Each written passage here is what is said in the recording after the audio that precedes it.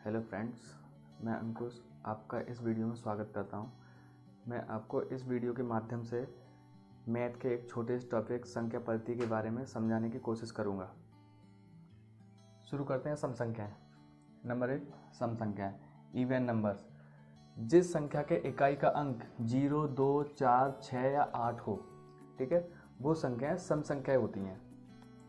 मतलब किसी भी संख्या के इकाई का अंक 0, 2, 4, 6 या 8 में से कोई एक हो, वो संख्या सम संख्या होती है। या फिर बोल सकते हैं कि जो संख्या 2 से पूरी पूरी डिवाइड हो जाए वो संख्या सम संख्या होती है। जैसे एग्जाम्पल के लिए लेते हैं 35, 43, 02, ठीक है।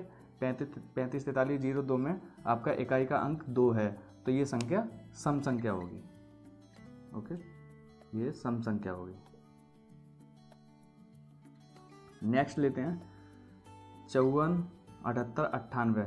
इसमें इकाई का अंक 8 है, ठीक है, तो ये भी सम संख्या होगी।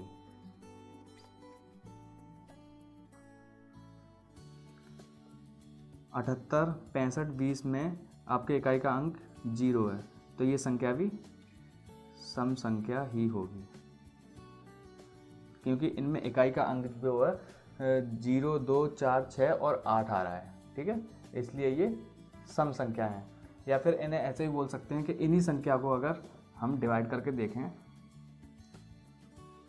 35, 43, 02 को हम 2 से डिवाइड करके देखते हैं, अगर ये पूरी पूरी डिवाइड होगी तो ये सम संख्या होगी। चलो डिवाइड करके देखते हैं। 2 एकम 2, एक बचा, यहाँ आ गया 2 सत्ते 14, एक बच्चे 2 सत्ते 14, 2 एकम 2, 2 पंजे 10 और 2 एकम 2, मतलब कुछ भी शेष नहीं बच रहा है। इसका मतलब ये पूरी पूरी डिवाइड हो गई, ठीक है, तो इसका मतलब ये सम संख्या है। अब देखते हैं विषम संख्या, ठीक है। विषम संख्या क्या होती हैं? विषम संख्या सम संख्या की जस्ट अपोजिट होती हैं, ठीक है। जैसे जिन संख्याओं में 0, 2, 4, 6, 8 इकाई के स्थान पर प्रयुक्त ना हो, इनमें से कोई भी इकाई के स्थान पर नहीं आए, ठीक है, तो वे संख्या विषम संख्या होती हैं। या फिर ऐसे बोल सकते हैं जो संख्या 2 से डिवाइड ना हो वो विषम संख्या होती है। लाइक दिस 5, 3, 2, 7, ठीक है, इसमें इकाई के स्थान पर 7 नहीं आ रहा है, वो सॉरी मतलब वो नहीं आ रहा है, 0, 2, 4, 6, 8 में से कोई भी नंबर इकाई के स्थान पर नहीं आ रहा है, तो ये विषम हो जाएगी। और ऐसे ही नीचे वाली संख्या में कोई नहीं उनमें से, ठीक है। या फिर इन्हें आप ऐसे देख सकते हो, डिवाइड करके देख लो आप, 2, 7 डिवाइड बाई 2, 2 दूनी 4, 2 छक्का 12, 2 छक्का 12, 2 3 6, इसमें एक शेष बच रहा है। क्या? इसमें एक शेष बच रहा है, तो इसका मतलब ये विषम संख्या है, ठीक है। सम की जस्ट अपोजिट होती है। अब इसके बाद आते हैं चर राशि पर, ठीक है, जिसे इंग्लिश में बोलते हैं वेरिएबल। जिन राशियों का मान, ठीक है, जिन राशियों का मान बदलता रहता है, कांस्टेंट नहीं होता है, उन राशियों को चर राशि बोलते हैं, ठीक है। जैसे ABCD XYZ, मतलब जो भी अल्फ़ाबेट होते हैं उनके मान आपने देखा होगा। x की वैल्यू जब आती है तो हर सवाल के अकॉर्डिंग चेंज हो जाती है उसकी वैल्यू, ठीक है, तो मतलब वो चलायमान है, इसलिए उसे चर राशि बोलते हैं। इसके बाद आते हैं अचर राशि, ठीक है। अचर राशि कौन सी राशि होती हैं? जिनका मान नियत होता है, ठीक है, कांस्टेंट होता है, जिनका मान कभी कभी बदलता नहीं है, वो अचर राशि होती हैं। जैसे 0, 1, 2, 3, ठीक है, ये इन्फिनिटी तक मतलब कोई भी नंबर हो सकता है, नंबर का मान कभी बदलता नहीं है। 0 है 0 रहेगा, 1 का मान 1 ही रहेगा, कभी बदलेगा नहीं।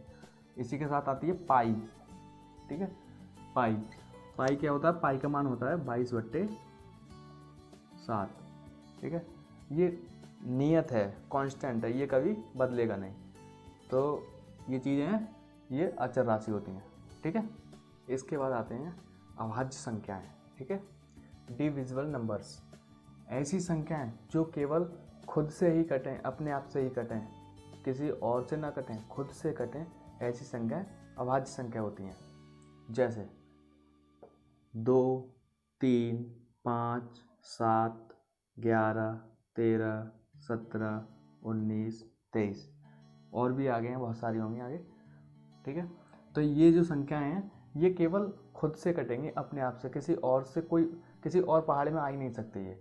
जैसे 2 हैं, 2 केवल 2 के पहाड़े में आएगा, 2 के किसी और पहाड़े में नहीं आ सकता। ठीक है, 3 है, 3 केवल 3 के पहाड़े में आएगा, किसी और में नहीं आ सकता। 11, 7, 13, 17 ये जो भी नंबर है, ठीक है, वो केवल अपने पहाड़े में ही आएंगे, किसी दूसरे में नहीं आ सकते। ठीक है, तो इसलिए ये अभाज्य संख्याएं ये केवल खुद से ही कट रही हैं, कोई और इन्हें नहीं काट सकता। ठीक है, तो ऐसी संख्याओं को क्या बोलते हैं? अभाज्य संख्याएं। इसके बाद आते हैं भाज्य। ठीक है, भाज्य इसका बिल्कुल जस्ट उल्टा होता है।